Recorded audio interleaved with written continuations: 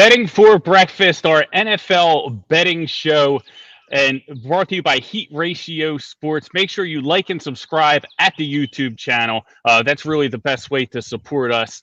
5 days from now, we're going to see our favorite NFL teams reshape their franchises. Always an exciting night, and I can't wait to talk about it. We have a tremendous show planned for today. Joining us today, Gayle Saunders from 4th and Jawn, and also Jai Nokes from D210 Sports in Dallas. So we're going to get a little Cowboys perspective a little later in the stream as we get into the back end of the top 12. But we're going to mock out this top 12, and we're going to talk about all the betting angles. Dave, we sat there live at the NFL draft when it was Philadelphia. An exciting draft. We saw teams trade up to get Deshaun Watson, trade up to get Patrick Mahomes, and the Eagles sat there and took Derek Barnett, which was, a little bit of a letdown. So I know when the Eagles traded from 6 back to 12, we saw the trade kind of differently. I was excited that they picked up some more assets. You were not as excited then because you were concerned about Howie Roseman doing the same thing that we sat there and watched them do live and take a mediocre player with a top pick. How are you feeling at this point? Have you changed about them moving down to 12? Because there is some talk about them trying to move up back into the top 10 in order to get the player they desire, which has to concern us a little bit. So the question was, has my opinion changed? Hell no. Mm-hmm. I still think it's an absolute mistake to move out of the 6th spot. Unless Howie stockpiling picks in the 20s, how does that help us? He's just going to go back and Rager us again. Andre Dillard, what does that help us? You have an all-time talent potential. You're going to get Chaser Pitt sitting there at 6. How can you pass that? And I'm still more mad today that the fact that now he's like, maybe I'll trade back up. Come on, bro. And he's going to lose. I'm still livid, man. This team needs a lot. And it doesn't start with what he's going to mess up at 12. So we'll see. I'm still mad. I don't know. Yeah, we're going to cover all the betting angles. I mean, and we're going to try and paint the picture and put the pieces together to see, what is going to be there at 12. And that's a reason that we're bringing Jay in from Dallas is to kind of, because as Eagles fans, Gayle, we tend to kind of be a little bit biased and think that hopefully the draft falls our way and we get the player that we want. So we got Jay coming to get us in check. But what position do you think the Eagles at 12 in general, should be targeting? I mean, prior to the trade down, I was feeling a certain way. Like if they do trade back, this is before they even trade. I was like, if they do trade back, it would probably be 4 cornerback. I think, looking at the situation with a couple of the quarterbacks going off, it could be 5 or so, 4 or 5. So I'm looking either at wide receiver or cornerback. And the top dog will be gone in Chase. Where does Smith or Waddle fall? But then I started honing into the cornerback idea and just looking at the cornerback depth. It's really lacking an alpha. We do have Slay in the building, but for how long? At the end of the day, you see who we're defending year in and year out with some of these new guys coming in.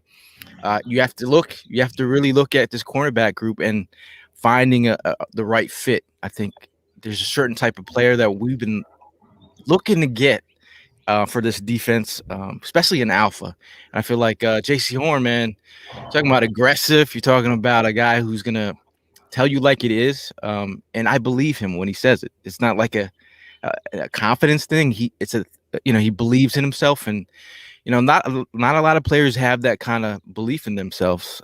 You look at a Jalen Ramsey, a guy he's been working out with. You even ask Kyle Pitts, who was the toughest defender he's faced. Kyle Pitts said J.C. Horn over Surtain. So it's going to be really interesting because I do think one of the key things is there is a bit of a drop-off, a steep drop-off after those top 2 corners. So if that's who they're targeting, that may be why they're trying to get into that top 10. My favorite part about this draft is that, and probably the most concerning, being an Eagles fan, is that the Eagles were ahead of Dallas and the Giants, their NFC East counterparts, and then the trade kind of pushed them behind them, hoping that they don't get the guys taken in front of them. Everybody, still has that sour taste in their mouth from last year. We watched Dallas draft CeeDee Lamb. We're all hoping that happened. But let's get into this draft. we're going to start at the top.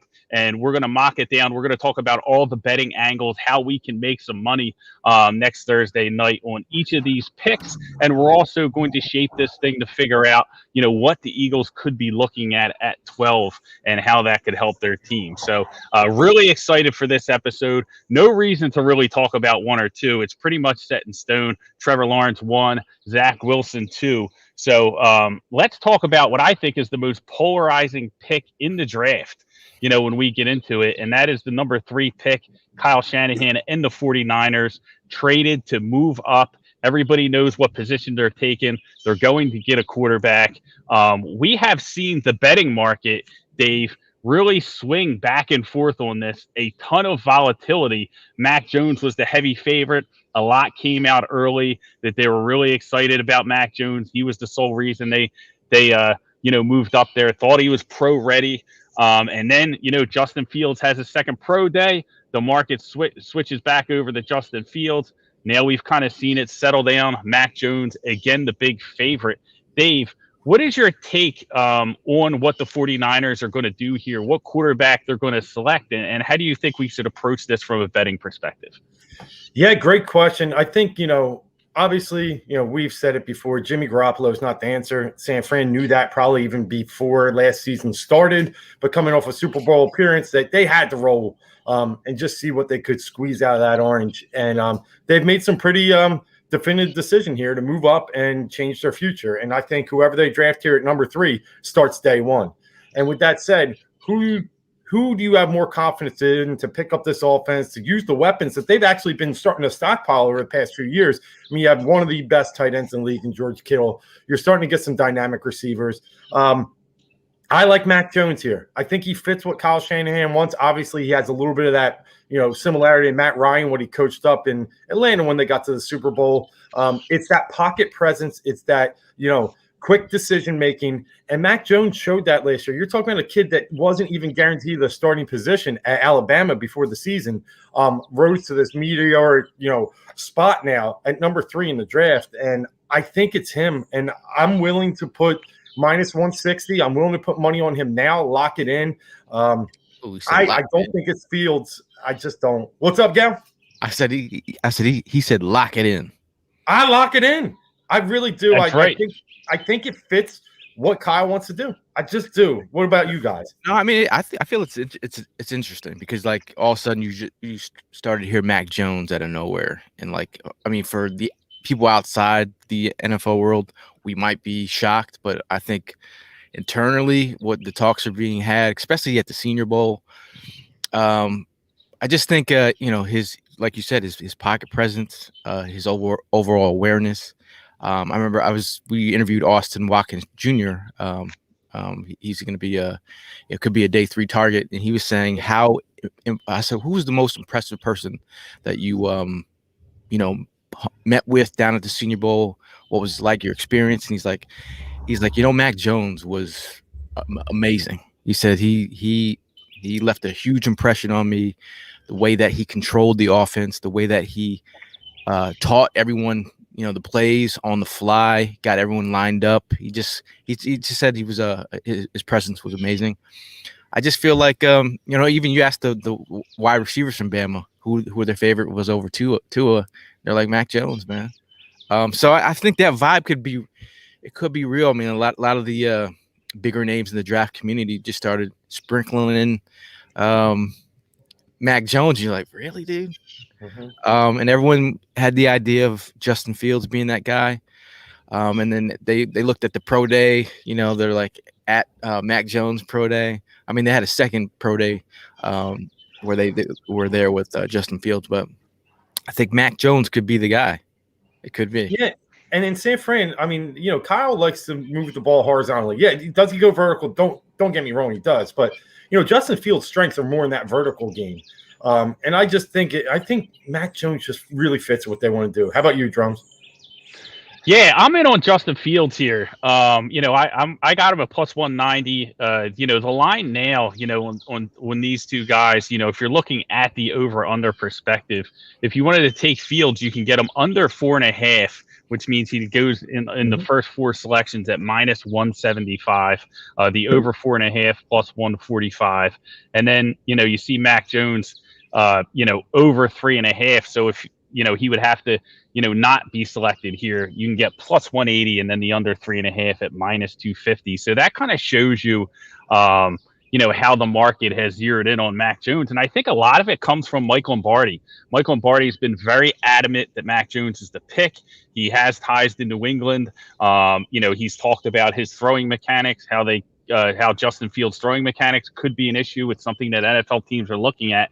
But I just don't see it. There's a couple things that point me to Fields here. And I think, when you look at Fields and what he did against Clemson, right? And granted, he didn't play well against Alabama, but I think it was like 22 for 28, 6 touchdowns, 1 interception with broken ribs. And you look at the 49ers are, Kyle Shanahan has not been able to keep a quarterback healthy there. That's been one of his main reasons.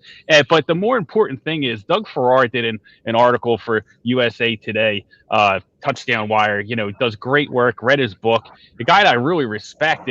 And he talked about how, the staple, the really core of Kyle Shanahan's offense is that boot action. And that's why they were so impressed with Kirk Cousins. Kirk Cousins ran, I think, the second most boot action plays in the NFL last year at Minnesota. That's how they get productivity out of Kirk Cousins. And that's something Mac Jones cannot do. He simply cannot do it. And so the fact that he might not be a scheme fit from that perspective, and that's something that Justin Fields does very well, throwing on the move. But more importantly, those two things were factors to me. But what I really think is the signal here that it is Fields is we saw this move once, the Jets zeroed in on Zach Wilson. And that kind of tells me they made the trade once the Jets got committed to Zach Wilson, and I think that tells me that they were on Fields because they probably could have sat a little bit longer if it was Mac Jones and seen how it played out, how teams were thinking about Mac Jones, where they thought he would fall. But it is going to be interesting, and the market is against me. A lot of people in Mac Jones, so we're going to pencil Mac Jones in here for the Niners at number 3. But I like Fields. I think there's value with the dog here and getting the plus money. But it is going to be the most intense pick of the draft, I think, because it's really going to determine how the rest of this thing falls. I personally, I think the next one does. Oh, the next one? Let's get into that one. I think Atlanta's the game changer in this first round. San Fran's going quarterback. You just know it. Yeah, I think Atlanta should go quarterback here, and I think they should have that feel that they're going for quarterback. So a QB hungry team, covets that spot. If Atlanta is like, all right, we can stockpile some picks if we move back a little bit, that would they would get a king's ransom for a QB hungry team. I feel like if you have Fields, let's say Fields, Mac Jones goes 3rd, and Fields is sitting there at 4, hometown kid, how could you pass on this guy? And you got to think about the future. How long can Matt Ryan play? Does he have 2-3 years in the tank, or maybe 2 years in the tank? I mean, I think it would be a disservice for the future of the organization to go elsewhere. But again, Pitts is on the board. The talents, Jeremiah calling it Hall of Fame worthy. Dude hasn't stepped on the field yet, but I think Pitts would also be a solid selection here too. No NFL draft has ever gone 1, 2, 3, 4 quarterbacks. That's Does it true. change this year? I think it will. And I think that, this is a spot. I'm not convinced that the Falcons are drafting here. I think they're definitely trading out. And I'm going to give my take and then kick it to you, Dave, real quick. But I'm going to tell you why. If you look at Atlanta's biggest need, it's cornerback, right? It's the fact that they're up 30-0 and they lose the damn game every week last year. Mm-hmm. They're up 20-0. They lose the game to Nick Foles. They're up, you countless times you go down that schedule and everybody's betting on the Falcons and losing their money because they're giving up leads at the end of the game. Last year, they tried to trade up and get C.J. Henderson. They couldn't. They had to settle for Terrell. This year, they have an opportunity to really get an elite cornerback like a J.C. Horn or a Patrick Surtain. And it's right there, but they can't take him at 4. But there are plenty teams behind them. They're looking to move up. to get a quarterback, whether it's Justin Fields, whether it's Trey Lance, who are both going to be on the board here. And I think the Denver Broncos make a ton of sense right here. The Broncos are minus 130 to draft a quarterback in this draft, which means that they're zeroing in on the quarterback. They're out on Drew Lock. They're not going to sit. What do we know about when you want to draft a quarterback? You go get them. You don't sit there and wait for what quarterback falls to you.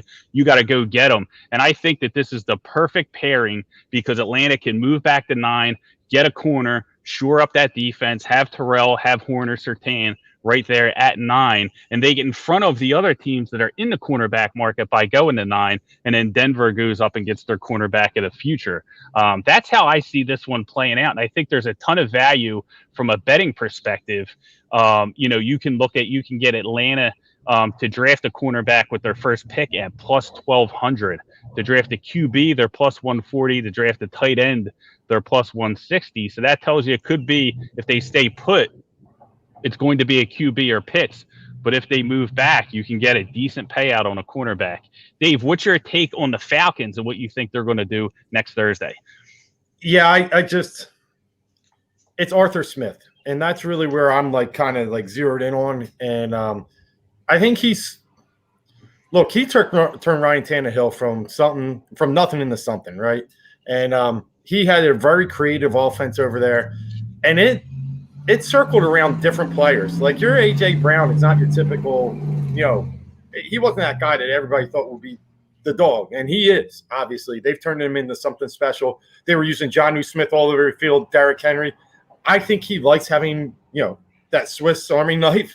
I think it's Kyle Pitts. I just really feel like it's a generational talent. You don't get this kind of guy sitting up there, and who better to move him all around the field and put him in so many different positions than the guy that was creative like that over there in Tennessee. I think Smith pulls the trigger on Pitts here. Now the trade back, I have a lot of value in. I'm telling you, if they don't take Pitts, I think that's their other move. I don't think they go QB here. I mean, the fact that you can have Pitts, Julio Jones, Calvin Ridley. I mean, that's like pick your poison. And if they have a vibe of let's run it back, let's one more time, let's just try and run it back with this group and add Kyle Pitts in there, that would be amazing offensive front.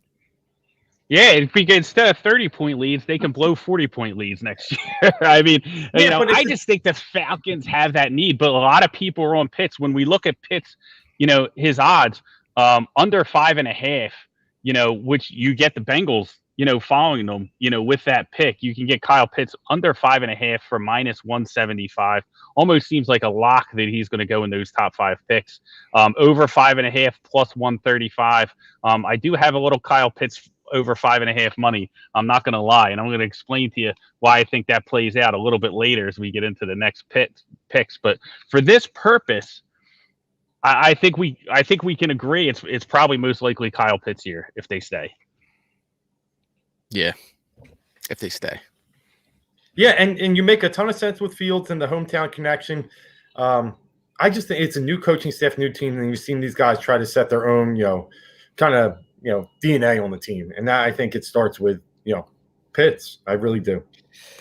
It's so hard to feel like that Fields would fall this far, man. Like I'm pretty high on Fields, and the fact that, I've been seeing him mocked from the Broncos to Broncos could trade up to Detroit's pick, and they move back 2 spots. Mm-hmm. They have their quarterback in place for a little bit, Jared Goff, but they could still want a quarterback. But again, I feel like they would try and ride it out for a year or so, two.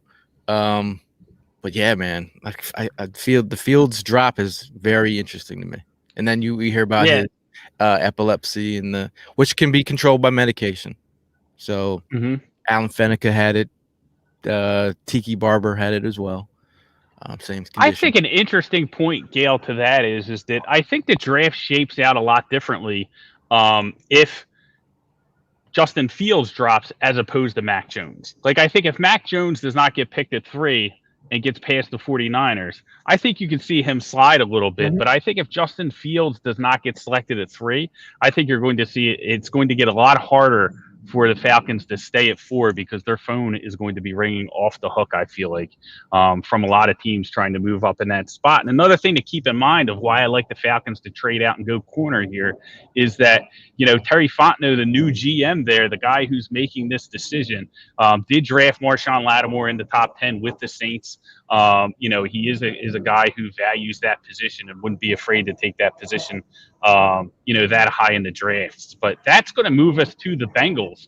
But I do think Kyle Pitts is definitely a play. I have the over, but it looks like the market's kind of moving to that under. If they stay there, I definitely think it probably is Kyle Pitts is the play. But let's move to, the Bungles, right? Who knows what Cincinnati's going to do at number 5. I think that's going to be probably the most interesting, one of the most interesting picks, as it comes up, because a lot of the talk is Penei Sewell, and then Jamar Chase. It's going to be, are they going to pair Chase and Burrow? We know they have a connection. We know they're friends. Initially, I was all over Sewell. I said there's no way they can pass with him. They have to keep Burrow alive. They can't have him getting maimed back there every game like we saw last year. But now I'm not so sure. I mean, I thought of from the perspective of, hey, there's a relationship there with these two guys, but we're not picking out who's going to drive to the prom in the limo. We're trying to build a football team here, but Cincinnati has been a wild card. We've seen them draft John Ross in the top 10. We've seen them do a lot of crazy things on draft day. I'll start with you, Gayle. Where do you see the Bengals going with this number 5 pick? If indeed Mac Jones and Kyle Pitts are off the board.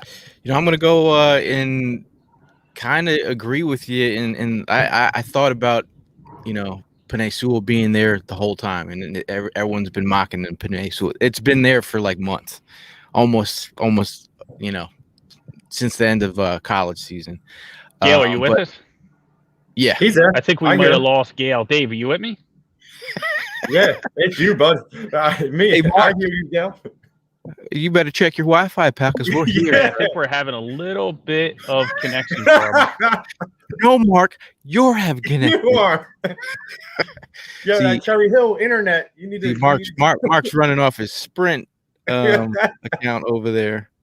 I see you. Fine, I hear you. I like your point so far. But I was saying that we'll let Mark get his shit together. But overall, I think I just think why not pair your quarterback with the guy that got him there?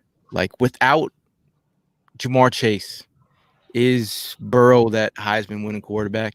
Do they have that national championship? Their connection was amazing. That's like, you think about how many top dog wide receivers want to go to the Bengals. The only way that you're going to get them is by drafting them. No wide receivers like, you know what, I'm gonna, as a free agent, I'm gonna go sign with the with the Bengals, because it's a known cemetery where your dreams and aspirations die. Like, look at AJ Green. Yeah. Like, so you have an opportunity to get a top dog, generational talent. You draft him here, and then you start looking back into the second. You can always move up into the first, where the Bengals are picking in the back end of the second. It's almost like the end of the first. I mean, it's almost like a first round pick. So they can move up and get some of the tackles there. Maybe Tevin Jenkins, maybe an Eichenberg or whatever. But I think get that top dog, man. Get that top dog. So if I'm the GM of the Bengals, I'm with you. But I'm not the GM of the Bengals, and I start to look at what they've done over the past 2-3 years. Look, under Zach Taylor, they were 2-14 and 4-11-1. Like but they're showing the patience to build this team.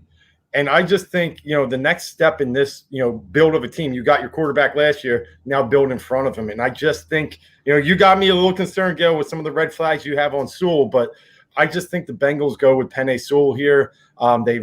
They don't go with the temptation to go Chase. They got T. Higgins. They got Boyd. Tyler Boyd out of Pitt. They got 2 solid outside receivers already. They got I think you can fill in, a small gadget receiver in the second round. Kadarius Toney's slipping a little bit. You're seeing there's some other guys out there. Listen, I love Chase. I think he is awesome, like better than, my man we passed on last year out of Minnesota. Why is it slipping my name? Jefferson. Yeah, Jefferson. And coming from the same school, I think this guy's great. I just think the Bengals are playing a long game here, and they go with the tackle. Oh, it looks like I'm going to be the tiebreaker on this one. So, he's back. He's back. I was here. There must have been a connection like for a little bit, but then I heard you guys. I just didn't want to interrupt. But trying to flip back through these tabs. But listen. So Penny Sewell over under 6.5 plus 110 on the over. Under 6.5 minus 140. So that kind of tells you. Minus 140 if you think he goes with the 5th or 6th pick, the 6th pick being the Dolphins. But I think he might slide, to be honest with you, a little bit here. I think they are going to go with Ja'Marr Chase for some of the reasons that we talked about offline. I just think that this is a draft that is very deep at the offensive line position. You can get talent. They can move up from the second round back into the first round and still get a great prospect. If they do that, and this gives them the opportunity to pair Ja'Marr Chase with Joe Burrow. It's not what I would do as the GM. It's not how I would recommend building a football team. I don't think it makes much sense, but I do think it's what the Bengals are going to do. And when we're placing wagers, that's what we're trying to figure out, right? It's not necessarily of what the team should do, but it's what the team's going to do. And I don't have a play on Ja'Marr Chase because I didn't think there was a ton of value there, but I do expect him to go 5 at this point with the Bengals. Let me give you this, Drums. You said something about Sewell. He's under 6.5 on DraftKings. You can get to under 5.5 on William Hill. So those are 2 different lines and a lot of value. You go from minus 130 or 140, like you said, to plus 155 if you go to this pick. For me, I don't think he goes 6 here. So it's either he's going to the Bengals or he's slipping. So I would actually take the odds here on William Hill with the plus 155 that he goes under the 5.5. And that's what I'm looking at right now. I don't think there's value in the 6.5. And what you guys just said and you got the tiebreaker, the Dolphins are, they might have, one bullet in the chamber right now because they dropped back to 6, hoping for Chase or Pitts. And now, Yeah, I think they did. You're right. And I think that both of them are going to be gone. So it'll be interesting to see what the Dolphins do at that point. I mean, let's talk about Miami. And moved up in the 6th, targeting a weapon, for Tua. The Miami Dolphins had the least amount of separation as far as their wide receivers were in the NFL. That has to be pretty bad, Gayle, because we've watched some pretty poor wide receiver play here in Philadelphia, right? So we know that that's pretty rough for them to have that type of lack of separation from the wide receiver position. They wanted to get Tua some talent. What would they do here at 6, do you think, if it's Sewell that falls in their lap? Do you think they pull the trigger? I mean, I would think him falling this far. But I feel like there's a possible chance that he could slide, man. Like there is a very possible. I've started to see Sewell as low as to 10 being mocked to the Cowboys. But overall, I think they could even go Waddle here. Yeah, if they were for a dynamic player who's has a relationship with, or even Devonta here. Like they might want to team up one of their Bama wideouts with one of their quarterbacks where he was successful with. I think Sewell for me would make perfect sense. That would be a nice little gift. But again, man, they could shock the world and go a Bama wide receiver. Could be Waddle. Yeah, I think so too. I think if it definitely plays that way, I think they just move to the next set of wide receivers, and I think it's going to be Jalen Waddle. I think it'll be Devonta Smith, in this spot. Dave, do you agree with us in the sense that Dolphins are definitely going wide receiver here unless Kyle Pitts is on the board? Yeah, I agree. I mean, this is what they again, you're looking at teams that are starting to take a more holistic approach, a longer-term approach, and the Dolphins – they have been stockpiling picks. They got their quarterback last year. Now they need to build around him. They got a decent line. You got to get a receiver here. Now, the only other thing you could see is if they see a QB desperate team, because now by our mock draft, Fields is sitting here. And you got a couple teams right now with the Detroit Lions right behind you at 7 that are definitely, trade eligible, right? They're a team that they could go 0-16. They'd be fine with it. Like they'll fall back if they get the right deal. So I see receiver here, and I actually lean Waddle as well. I think that speed and separation that they want on the outside for Tua. Look, we know Devontae has it, but Waddle's got that little extra gear. I think they go Waddle here if they stay. But there was talk of them trying to move out. So yeah, I would if if it falls the way we did, I'd move out if I'm them. Yeah, and with if Fields is still on the board, I think the phone's going to continue to be ringing. You know what I mean? We'll trade to us again. We'll jump up to 6. Yeah, we'll switch and trade back in. Can you imagine? But I definitely think the Dolphins go wide receiver here. So let's pencil them in for Waddle. You can get Waddle as far as what is your take in general? I mean, I guess, do we think that Waddle is going to go over Devonta Smith? I mean, that's been a lot of the talk, and you can get that prop on DraftKings of which Bama receiver is going to go first. Both are over unders are at 11.5. Waddles are actually juiced more to the under than Smith's, I think, at this point. Do we think that, the slide of Devonta Smith is real in that regard, and that Jalen Waddle will probably be the first Bama receiver off the board? I think it really depends on what kind of wideout you're looking for. If you're looking for a wideout who is explosive and is definitely a vertical threat from day one of the tops from day one. You're talking about a guy who averaged 19 yards on as a punt returner, 26 yards as a kick returner. And then he's an explosive threat. You can move him all over the offense. Waddle is just he's just pretty dynamic. If you're looking for a smooth, silky route runner with tremendous football IQ, I think at the end of the day, man, if you're looking for an overall dog from day one, Devonta Smith for me is like he's so polished and so smart on the fly. He's a QB's best friend. I feel like Jim Nagy just recently said, he said when he was with KC, he said they were looking at Russell Wilson, and they said, what don't you like about Russell Wilson besides his height? And tell me, this is the same thing with Devonta Smith.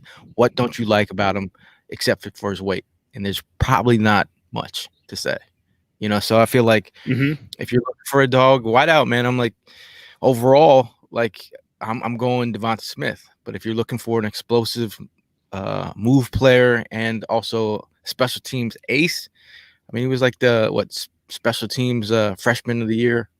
Special teams player of the year. Waddle is tremendous too. Yeah, he broke his leg on a special teams play because he took it out of the end zone from 10 yards deep, and Saban was like, "Yo, we don't teach that here." Like it was the worst answer. I saw that video. He was like real mad about it. He's like, "Well, he took it out of the end zone. I didn't." I was like, "Dude, he just broke his ankle, man." Yeah. Kid's on a stretcher, and you're mad at him. But I mean, I'm sitting here. I'm with you, Gayle. Devonta Smith is my guy. I think he's, I just want that guy. He seems like an awesome teammate too, with the IQ, like you said. If I'm separating two guys that are that close in talent, give me the football IQ, and I love Devonta Smith. Now, to answer your question, at this pick, I'm saying Dolphins Waddle based upon where I think they need that, a little different of a player. So I think it's going to really depend where they go. As we get deeper, as we get 10, 11, 12, and they're not taken, I think teams will tend to favor Devonta Smith. But if you're taking a real gamble on that electricity, I think that's, at this pick, that's why the Dolphins go Waddle. So Waddle's the guy. I think either one would make Tua happy. But listen, let's get into the back end of this top 6. Jai Nokes from Dallas is joining us to the stream. Jay, how you making out, man? We appreciate you joining us. Hey, man, I'm doing good. First, let me say happy draft week to all of you gentlemen. It's going to be something special, and I think it's going to be a fun week. So I'm super excited to be here. Thank you guys for having me. So absolutely, man. We appreciate you coming on, and we're really excited to get your perspective because the Eagles sitting at 12, kind of moved back in the draft, and now they have the two NFC East teams in front of them, the Giants at 11 and Dallas at 10. So it's going to be really exciting to see how it plays out. And we ran through the first top 6 picks. Now we're on 7 with the Detroit Lions, and Justin Fields still on the board. And I think, listen, I think that they took Jared Goff in case, they didn't have an opportunity to take a quarterback here. I think if you're the Detroit Lions and you're on the board with this pick at number 7, you have to jump at Fields. I don't see there's any way that they would get around this pick. I think this is the absolute floor as far as Fields could slide. I like them to go to the Niners at 3, but the market's telling us that it could be Mac Jones. If it is Mac Jones, Fields falls out. I definitely don't see him getting past Detroit. Dave, what's your thoughts on Detroit and, selecting a quarterback to kind of groom under Jared Goff? They received a first-round pick in order to take on that contract at Goff. And, I think that he's probably just a transition guy in Detroit. Goff stinks. So let's get that out of the way first. But anyway, the thought there is I think they'll trade back, but I think a quarterback goes here no matter what. If they don't get the right deal in place, they look, I'm probably going to be in the minority here, but I think it's Lance. I think Trey Lance goes here. I just hear a lot of noise around Lance. We've seen these meteoric slips before, and it's not justified. We've seen Rodgers. We've seen some other players. I guess Geno Smith, it was sort of justified. But I think Fields falls a little bit further. I think it's either New England or Detroit keeps the pick. Trey Lance is where I'm looking at here. Interesting. Trey Lance, man. And I'll tell you what, I think Trey Lance has, an incredibly high ceiling. And it's just really a matter of, the competition. Like we talked about Devonta Smith and, it's the weight. That's the only issue. And, Trey Lance's only issue is we haven't seen him against elite competition.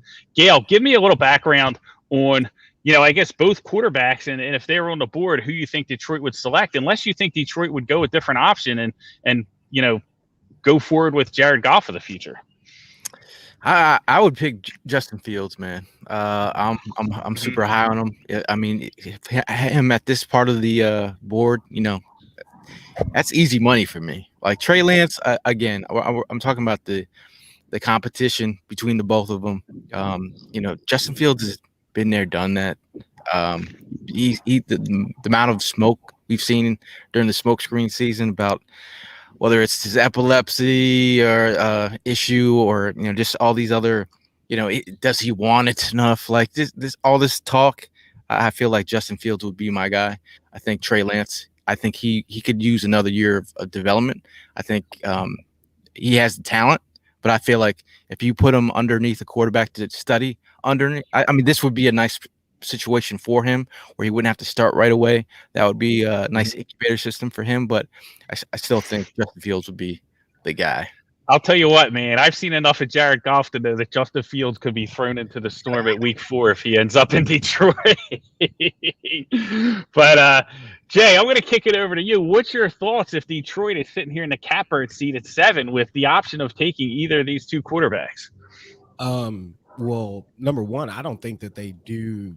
I don't think that they select a quarterback at that position because I think that they, traded away a large ante to the Los Angeles Rams whenever they got, Jared Goff. So I don't think that they pulled the trigger on a quarterback right now. I do think that if you are a team that just got a quarterback like Jared Goff and you know that he's one of the worst passers under pressure, you reinforce his protection. So I can see an offensive lineman like Penei Sewell if he slips and falls to this position going to Detroit, or Rashawn Slater being taken at this position. And, with Dan Campbell, for what it's worth, we know that Dan Campbell is an aggressive football coach, and he wants to have a solid defense that can complement his offense. So he could even take a linebacker here. I see Micah Parsons going to this team as well. But a quarterback at that position, I don't think that the Lions would want to do that, especially after trading for Jared Goff. And they just want to see what he can do at this particular time. I don't think that they go with the quarterback here. That's an excellent point. You know, like Dan Campbell being, you know, you think of Dan Campbell, he wants to bite your kneecaps and do all that crazy stuff. And Detroit, they went out and paid us, you know, $1 trillion for Vitae. That didn't work out, right? Offensive line has been a challenge there for a long time. And for them to get a guy, you know, with Sewell's pedigree, seeing Sewell slide out of the top 6, you know, and being there for Detroit, you know, that makes me think twice. They might jump all over it. What are your thoughts there, Dave? Well, how would Matt Stafford feel if they finally took offensive lineman with the first pick in the first round? Yeah, I mean, I know. Right. After they ship them to LA. Yeah, it's a new regime and new, you know, ownership and new leadership in that front office. I could definitely see that. You know, it's. And now that I think about it, Detroit is going to have one of the first picks in the draft next year. They don't necessarily have to pull the trigger on a quarterback now. So yeah, I can definitely see that. I think Jay's going to come in and change their mind, turn the draft upside down. What do you got, Gayle? I keep forgetting that Sewell's on the board. I mean, it does. I know. You got to put a list of who's off the board so we can. Yeah, because I had Sewell 5. So you're right. That's why I slipped. But it's Sewell at 7 for me for sure. I mean, also it's a nice trade out spot too. If you want to, if Denver is, you know, we know they want a quarterback, you move back to 9 where they're at. Hey, man, that's a perfect opportunity to get some extra change and still get your guy. And you know, Carolina's dropping.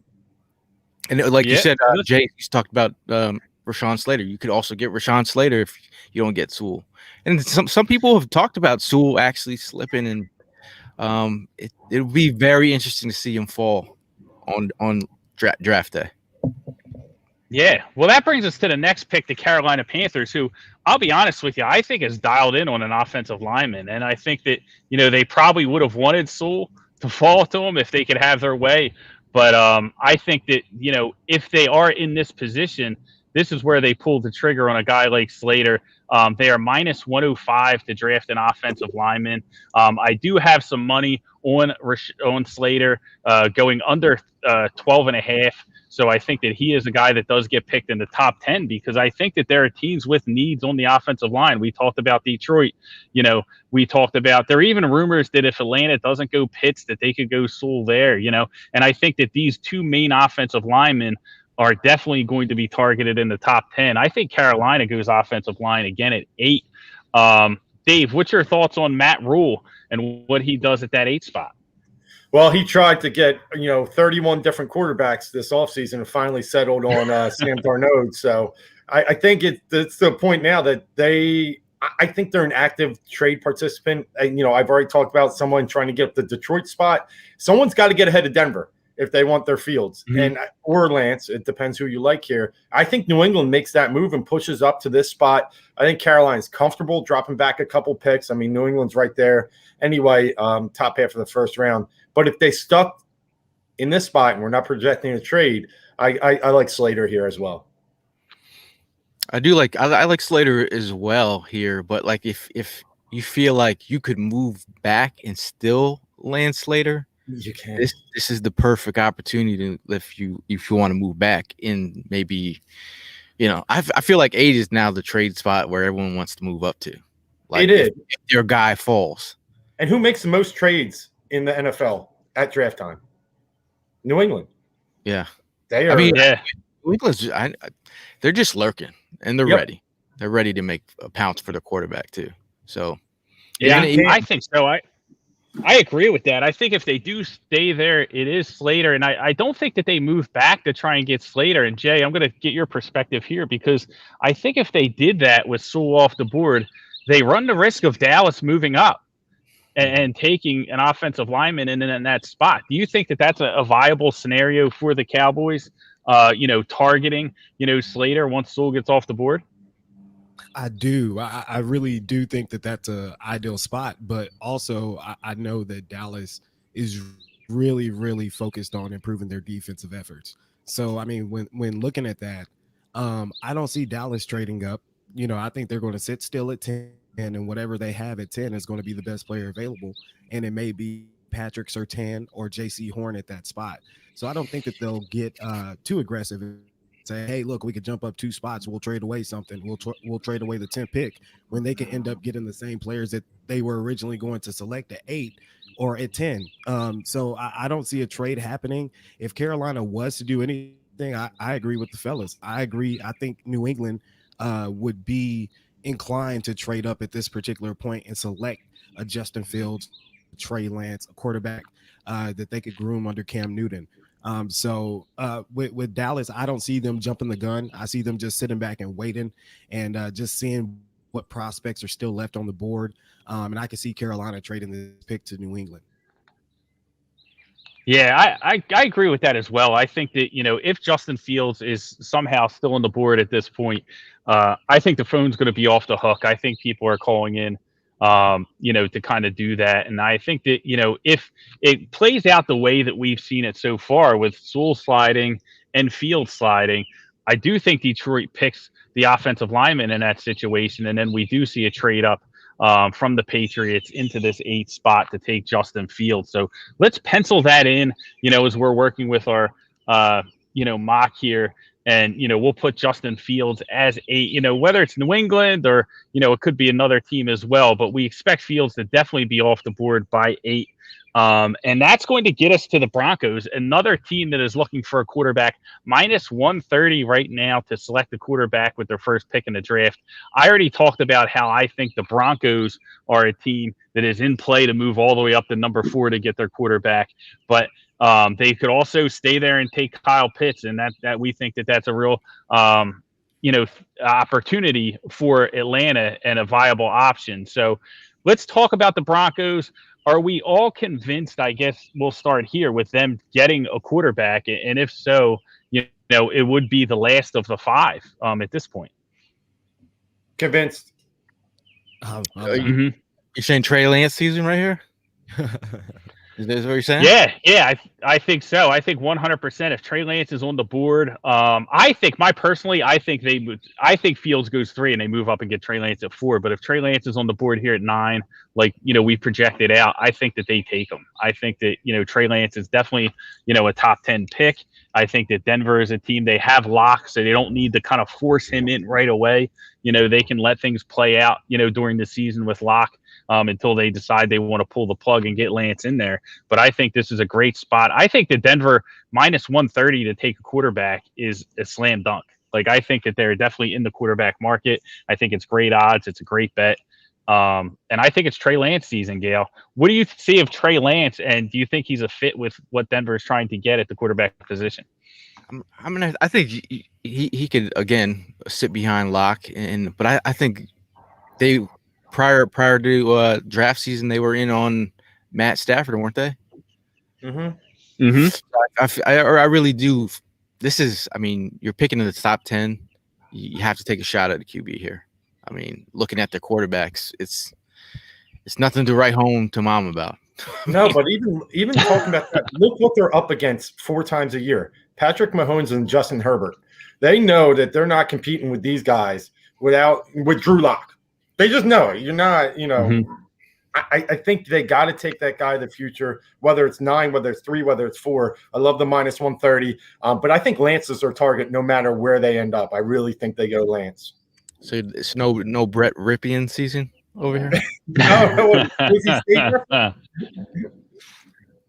Nah, I think it's a match made in heaven, to be honest with you. And when you look at Denver, I think, when we look at the odds, I think that Denver is a team that can make a big leap if they go out and do get their quarterback, because they spent a ton of capital on receivers last year with KJ Hamler, Jerry Jeudy. They have Noah Fant at tight end. And, they have a lot of people in that defense coming back. Their defense took a beating from an injury perspective. So that's one of the things we look at when we're trying to predict, a team making a leap into the next season, going into the off season is, what is there, do they have a certain aspect of their team that is coming off a lot of injuries where they could be much better than they were during the season? That's one of the reasons that I like San Francisco. I think San Fran's in that same mold. Defense was very injured last year. Now they get all those guys back healthy, plus they upgrade the quarterback position. Denver, at a little bit of a lower tier, right? Not on San Francisco's tier, but I definitely think that they could be a playoff team if it goes this way and they get Lance and they get that defense healthy. Ton of weapons there in Denver and I think them solving the quarterback position is a great bet. And that gets us to, wait 1 second there. Wait, Jay Sure. had a point. I just want to see what Jay was bringing up there. I was just going to say, really, Denver is in a position to where I don't think anybody knows what they're doing because, like you said, you're picking the bottom tiered quarterbacks at this point. So with Drew Lock and these quarterbacks in comparison, are you really getting a better quarterback with Trey Lance or Justin Fields? I mean, that's a plausible question. I think that Denver has to ask themselves, selecting at 9. And if they're not going for a quarterback, again, this is another team that can reinforce their offensive line with some type of protection for Drew Lock. I mean, he was another quarterback that struggled under duress. And I think that if Denver was to do anything, they should take an offensive lineman. But honestly, I don't know what they're doing. I don't think anybody knows what they're doing. And that is a dangerous spot to be in come draft time, especially with Trey Lance still on the board. He may be the first or he may be the quarterback to slide in this draft. So I think right now Denver's really just picking up a bunch of darts and throwing it at the board and hoping that they hit the target. I mean, Surtain would be a nice fit for them too. But then that would mess up my whole life if Surtain is off the board and then Cowboys are sitting there and they pull. They do it again. So let's go to 10. Drums, you were going? Yeah, 100%. So let's get to 10, and I think that's really the question. At this point, we see Devonta Smith still on the board. We see Rashawn Slater still on the board. We see both cornerbacks on the board. The quarterbacks are off the board. Jalen Waddle, Kyle Pitts, Jamar Chase, all those dynamic players off the board. When it gets to draft night, Jay, I'm going to let you take the floor here. We have Slater on the board. We got both corners on the board. What direction do you think the Cowboys are going in? Well, with the 10th overall selection in this year's draft, the Dallas Cowboys will select J.C. Horn, cornerback out of South Carolina. And I'm going to tell you why. The last time the Dallas Cowboys did this, they had Byron Jones. What J.C. Horn is, he's Byron Jones, but with the playmaking ability. I describe Byron Jones like this. And I use a basketball analogy. Great rebounder, can box out the defender. Just, he could stop you from making any type of catches on him, but he couldn't pick off the ball. And that's a big thing when you're a cornerback. And J.C. Horn has all the potential to do that. If they want a playmaker on defense, if they want somebody who could change their defense and team up with Trayvon Diggs, J.C. Horn is the perfect prospect to select at 10. And I think that's the way the Dallas Cowboys are going. And it sounds like we got some Eagle fans on here. So, yeah, you have to get Patrick Surtain at this point because the Cowboys are going to take the best corner in the draft. It's like a nightmare scenario right there. Like I've been like, yeah, I think that's the nightmare. biggest nightmare scenario for the Eagles at this point is, if Horn does get taken right ahead of them by the Cowboys. And Gayle, this is why I think that it's a really plausible scenario. I think when you look at the Cowboys, listen, I was cackling when they hired Mike Nolan. You know what I mean? But I'm not cackling anymore because Dan Quinn comes and he brings that cover 3 defense, and they need guys that can play press out there in that defense. And that's J.C. Horn. Like, I think he's more of a schematic fit for what the Cowboys are going to be trying to do on defense than Patrick Surtain. How do you see it, Gayle? Like, do you agree with that notion? And listen, I know we're like ripping your heart out now because we have visions of J.C. Horn being an Eagles green, but I also think his personality, like him being that alpha, him being that dog, him being that having that bravado, like fits right in with Jerry Jones. He's Jerry Jones's guy. Jerry Jones wants, the showboat playmaker. He wants that alpha. He wants someone who's going to get the fans excited. And I think it's J.C. Horn. I mean, Gayle, as much as it pains you, do you agree with us here? No, this might, again, like I lose sleep over this. I've been just thinking about this scenario. Like I spent months talking fans into Horn as CB1. I've been fighting Surtain stands for like months. I'm like, look, J.C. Horn, he's going to change the dynamic of your cornerback group. He's a guy that's going to just change the perspective of wide receivers when they feel like, this guy's going to put hands on me early. He's going to set the tone. He's going to tell you like it is. I think they have enough intel from the fact that Surtain's former teammate plays across the way.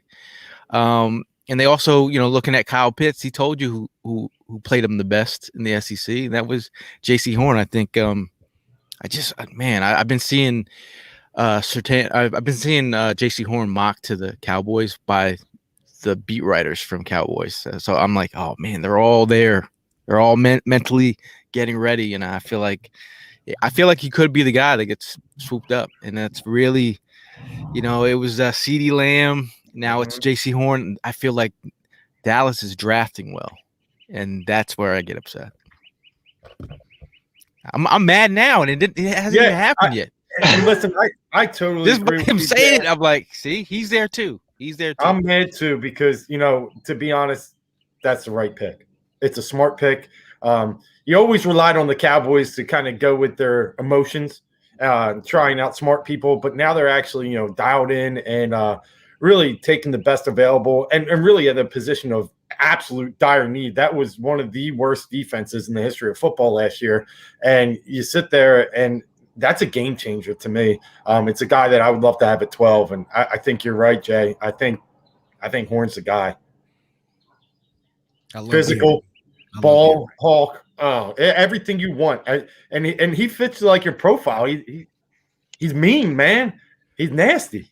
Like I feel like he would be and when Zach Martin was on the board like years past, and everyone's like, "Oh, you're gonna get a guard, Zach." I'm like, bro, that's the perfect pick for the Cowboys. And people are like, "Why are you saying that?" And I'm like, I actually mocked Zach Martin when I was with the NBC Sports Roto World, and people were like, "Why are you mocking him there?" I'm like, "Yo, he's the perfect pick," and I feel like J.C. Horn would be the perfect pick for the Cowboys here too. Hopefully that doesn't come true though. Yeah, we're in agreement. And Dave, a ton of opportunity here from a betting perspective with J.C. Horn. I'm on J.C. Horn under 12.5 at -110, but you can get J.C. Horn at +700 to be the first defensive player taken off the draft. You can get him at +200, I think, to be the first cornerback taken off the draft.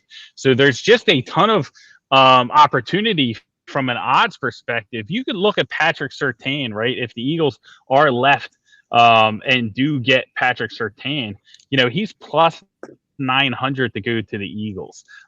So, as much as we're going to lose sleep over this, Gayle, we can make a lot of money to help us sleep a little bit better if it does play out this way and we get Patrick Surtain. I'd rather be broke. Get the best quarterback. I'd rather be broke. If it does, if they do take J.C. Horn, Dallas, you'd rather be broke. I'm with you, brother.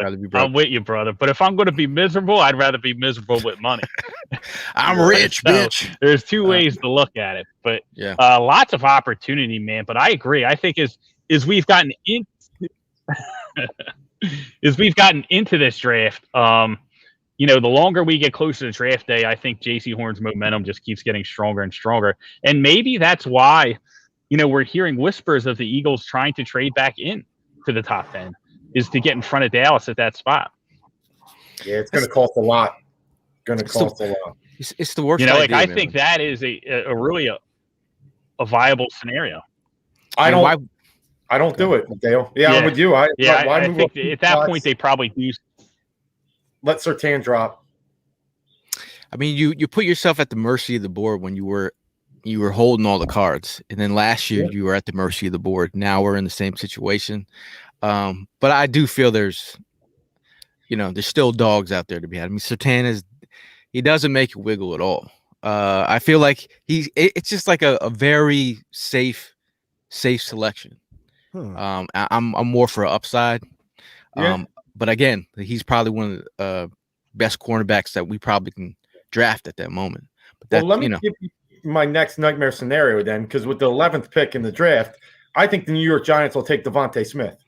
And if he's sitting there at 11 and now you've taken the two I want, Horn or Smith, and it just feels like it's going to be a rough Thursday night for me if that's the scenario that falls, because I think the Giants are loaded up.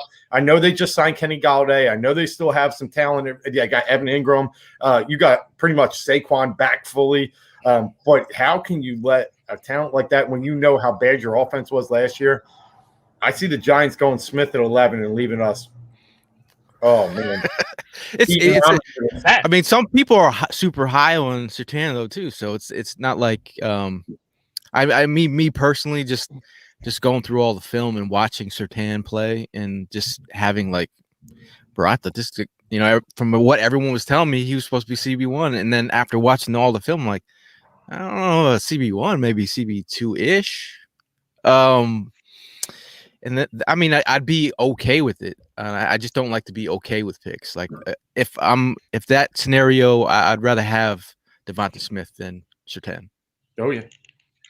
Yeah, I mean, well, here's the scenario, right? So the Giants on the board, and there's Rashawn Slater, there's Patrick Surtain, and there's Devonta Smith. And me knowing Dave Gettleman and knowing the Giants' needs, like, now listen, this is a lot like the Bengals, where it's like, what will they do as opposed to what they should do?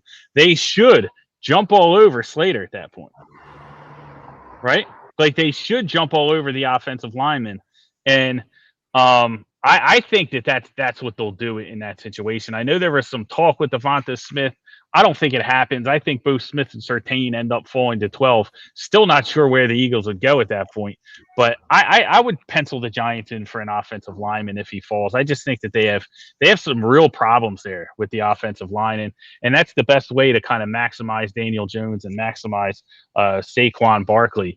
What do you guys think about as far as, Jay, I'll let you start with the Giants in that spot. If you think that they would go offensive line, wide receiver, or cornerback? Well, as you said, Mark, I mean, you illustrated it perfectly. The Giants, you think that they're going to do the smart thing, but 9 times out of 10, they never do.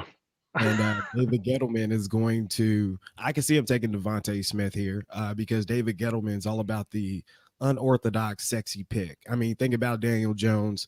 Nobody expected him to go that high when he was drafted. Mm-hmm. I mean, he's just that type of general manager to fumble the ball.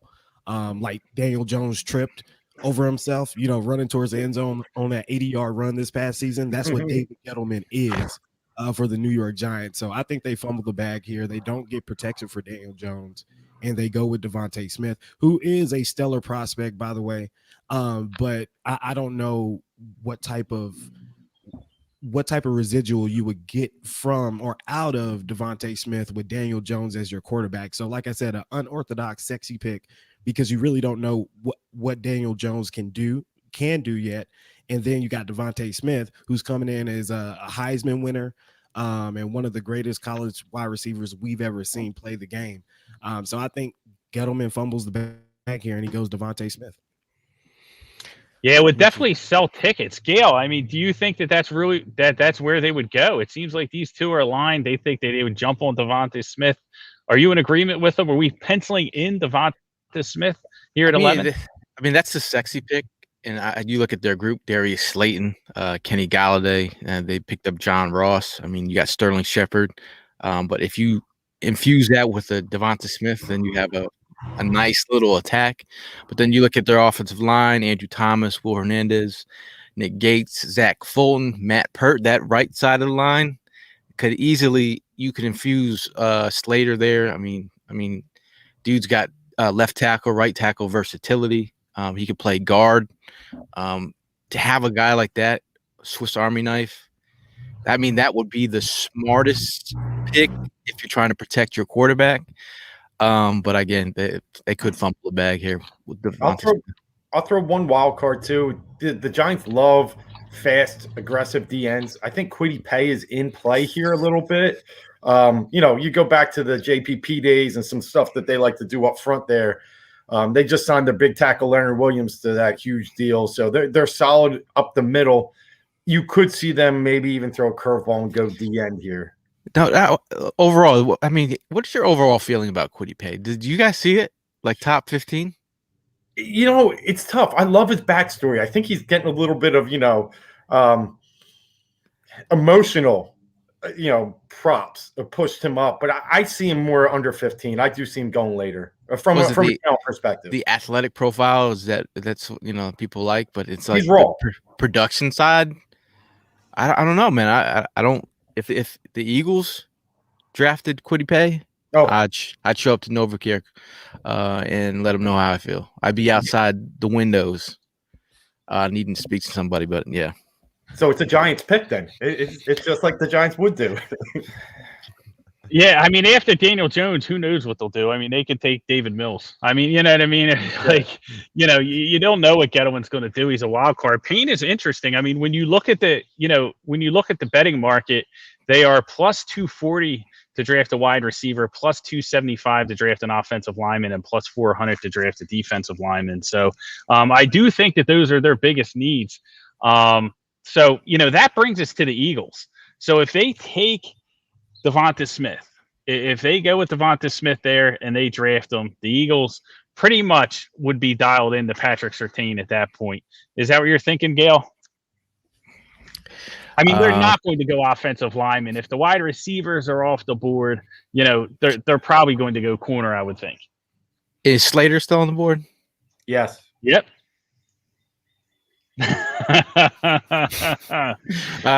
This is what I didn't want, but you know what? This could be true. It could be Slater. Again, like Lane's getting old, man. Lane is getting old. I mean, with 30-30 club from center to left to right tackle. I mean, you're getting a guy he's a plug and play.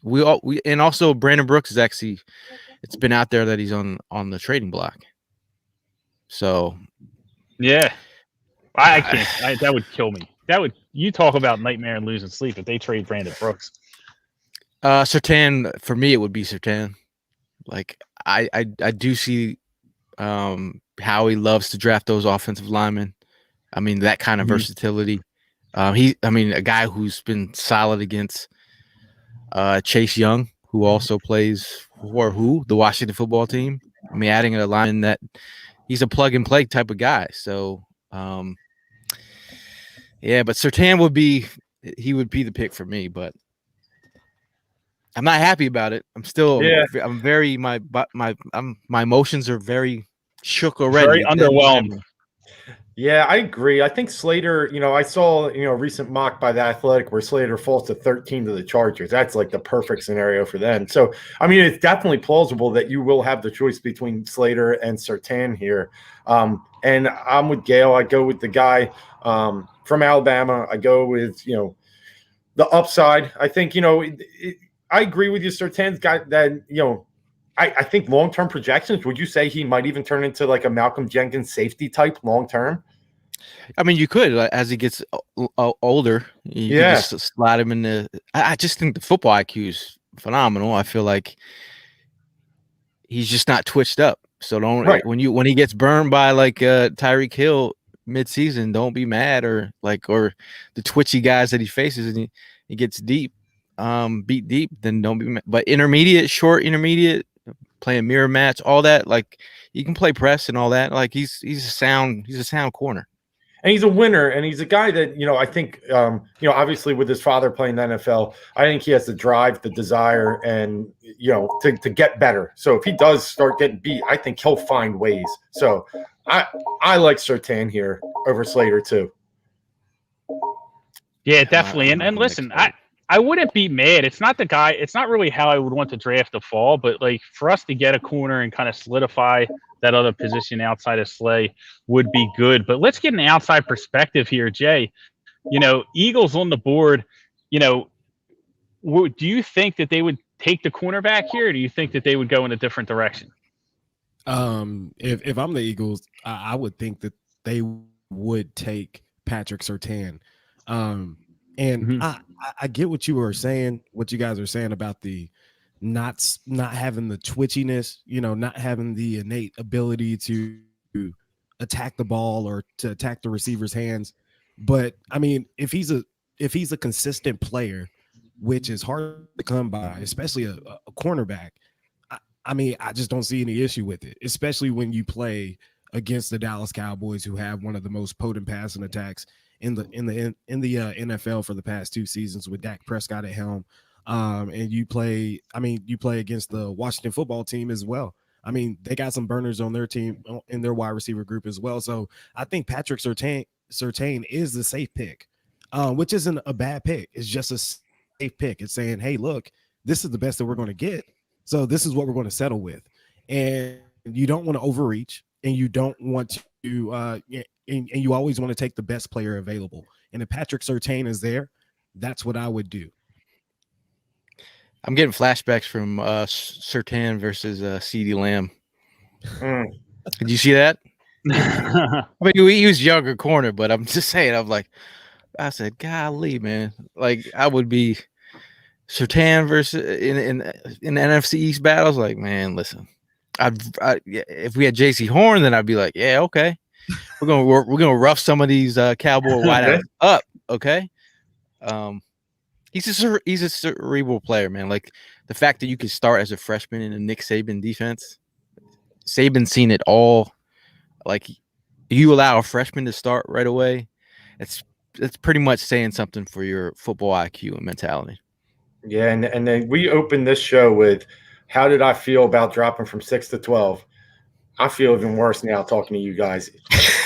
Yo, this show has actually put me in a bad mood. I'm not gonna even lie. Like, we're doing the mental gymnastics to get here, but this is what you got to do. It's draft season. This is what we're doing. It's an exercise, but man, it feels like we're settling at 12 when we should have been picking gold at 6. But yeah, hey, it does. And you know what? You're not getting the premier player at the position, and I think that's kind of, we're the player that we want. And and listen, we're wrong all the time, right? So it's not like, JC Horn is definitely going to be a better cornerback than, Patrick Surtain or whatnot. But I really like seeing how the board plays out. I know.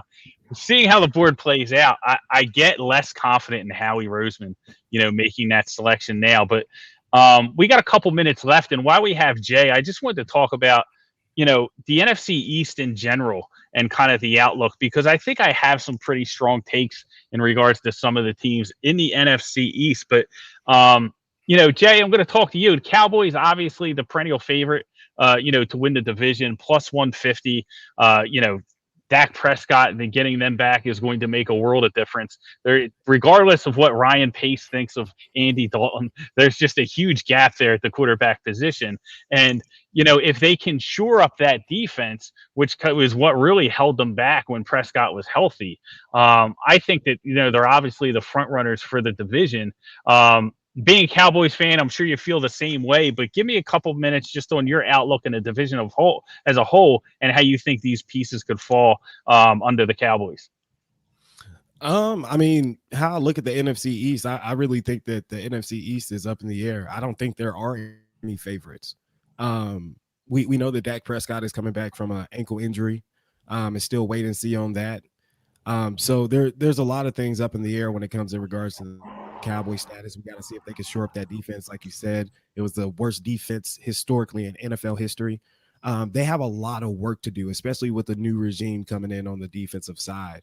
So I wouldn't go as far as saying perennial favorites right now. They shouldn't be listed as the favorites. As we know, the Cowboys have a reputation of having their shortcomings, coming up short constantly.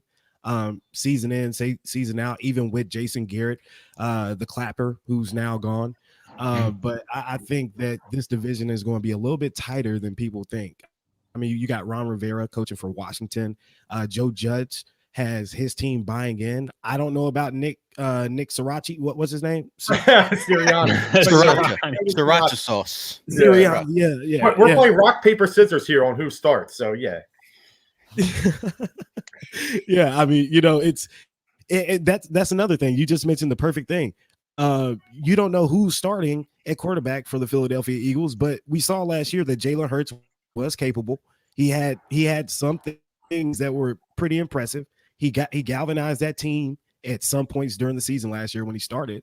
So, like I said, I mean, if you look at each team in the NFC East, nothing is 100% right now. I would say that the Cowboys are a little bit ahead of the game, at about 60%, kind of figuring things out with that new defensive coordinator in Dan Quinn and bringing in some new coaches on that front. But no one in the NFC East is shored up right now. And I think that's something that we all should be looking at very closely. I think that it's going to come down to a few teams that go, we got 17 games now, so 10-7.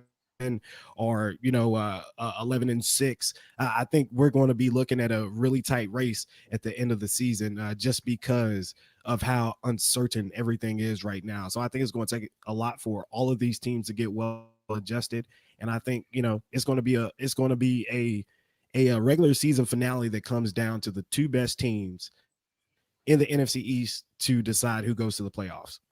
And that's how it's always been. And that's how it's going to be this year. It happened last year too. You're right.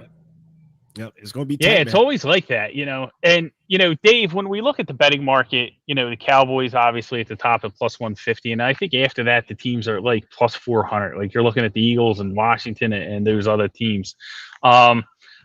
I'm not really sold on Washington at all. I think Washington has a long way to go. I don't think Ryan Fitzpatrick is the answer at all there.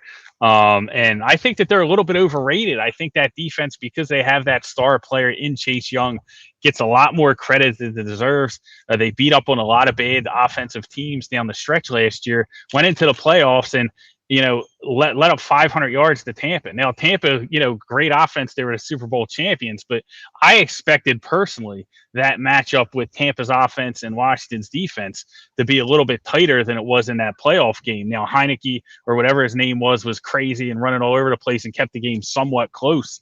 But I just think Washington's defense is pretty overrated, and Fitzpatrick is an interception machine. So I think they're kind of stuck in the mud at that point. And the Giants are a team that, how far are you going to go with Daniel Jones? This is the year that they find out, that everyone else has already known, but this is the year I think that they find out that Daniel Jones isn't the future. What's your take on the NFC East? I'll give a quick. I think Washington could be last place. They're going with a first place schedule. Their 17th game that they picked up is Buffalo, outside of what we picked up with the Jets. That's a huge difference when you're talking about. And Jay said it, when you're coming down to one last game, the difference in playing a first place schedule versus a last place schedule is enormous.